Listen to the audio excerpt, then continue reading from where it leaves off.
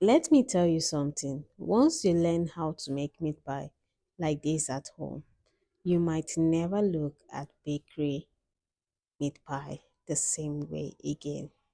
Look at that golden, soft crust and that juicy, perfectly seasoned filling. Today, I'm making my homemade Nigerian meat pie from scratch, and trust me, you want to see how this turned out. I absolutely love meat pie because it's one of my favorite snacks and is one of those snacks that works for almost everyone. It's perfect for breakfast, school lunch boxes, parties, family gathering, or simply when you are craving something delicious.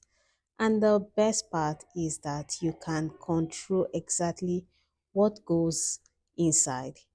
No guessing what the filling contains. You are making it right at the comfort of your kitchen. Now let's talk about the crust because this is where the magic happens.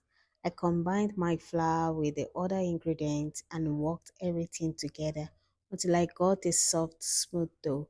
I didn't want the dough to be too hard because I wanted that beautiful, soft, and flaky texture. I started with my meat filling. I cooked my minced meat in vegetable oil and onions and my seasonings, then added the carrots and potatoes later. The secret here is making sure the filling is nicely seasoned and not too watery. We want that filling to be juicy and flavorful, but definitely not soggy because nobody wants a meat pie that falls apart after one bite. After cooking your juicy minced meat, it's time to check up on the dough which is in the fridge. I love my dough cold because it helps the rolling easier for me and it makes everything come together. Then once the dough was ready, I rolled it out, cut out my circles, added my filling, folded and sealed each side properly. And please don't overfill your meat pie.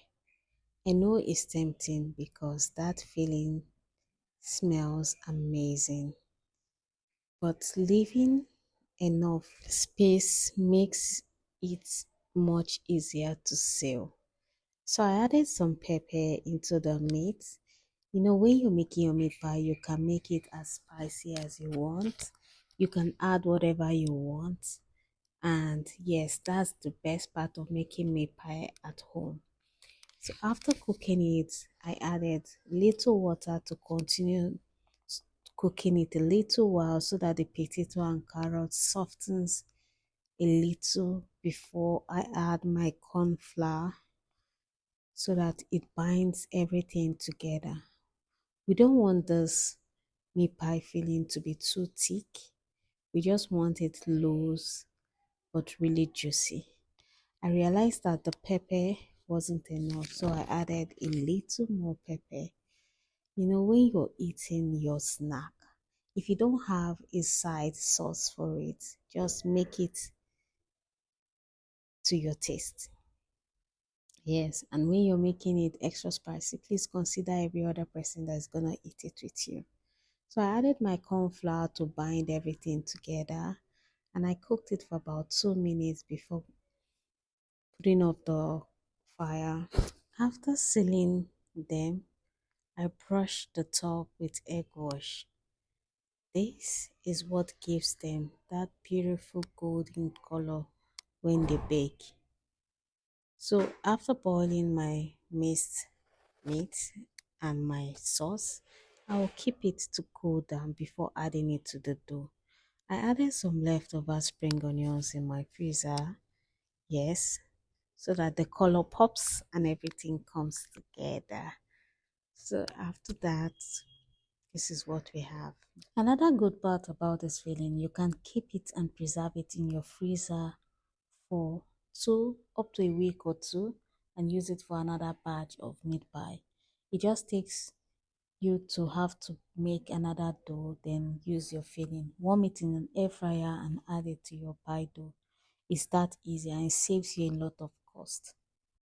So after cutting my dough into the shape I want, using a knife and rolling out with the rolling pin, I added it to my baking plate, that's the baking ramekin, into the oven.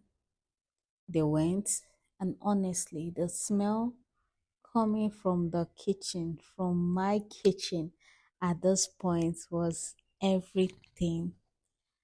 I kept checking because I was waiting for that perfect golden brown finish. And while adding it to my pan, I didn't grease the ramekin plate. I just left it like that, just added the dough into it. This is one of the best parts of making meat pie at home because you get to decide if you want a thick crust, if you want a light crust. Yes. So I had to layer it into the ramekin plate. Make sure it aligns very well with the plate and it cooks properly. It doesn't pull up. Then I added my juicy filling. Just take a look at this. You can't get this from a bakery shop. You can only do this and give yourself the best at home. Yes, you can have it to your satisfaction when you make it yourself at home.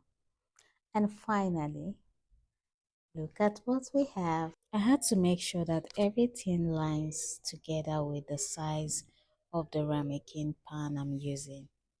I still had leftover dough, a little, so I'll be using my meat pie cutter to make the one meat pie remaining. So I still have leftover juicy meat pie filling, and I'll be using it for another set of meat pie in my next video. I can use it to make sauce for pasta. Then I use the meat pie cutter to make the last one, and this is it. So I'll be baking it together with a round pie, and that is what we're gonna do it together. So the little one left, we can bake it. So I brushed my dough together, flaky crust meat pie we always want. Golden, soft, flaky, homemade Nigerian meat pie with that delicious juicy filling inside.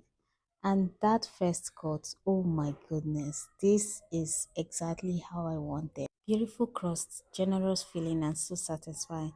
If you have always wanted to make Nigerian meat pie at home, I hope this video inspires you to give it a try.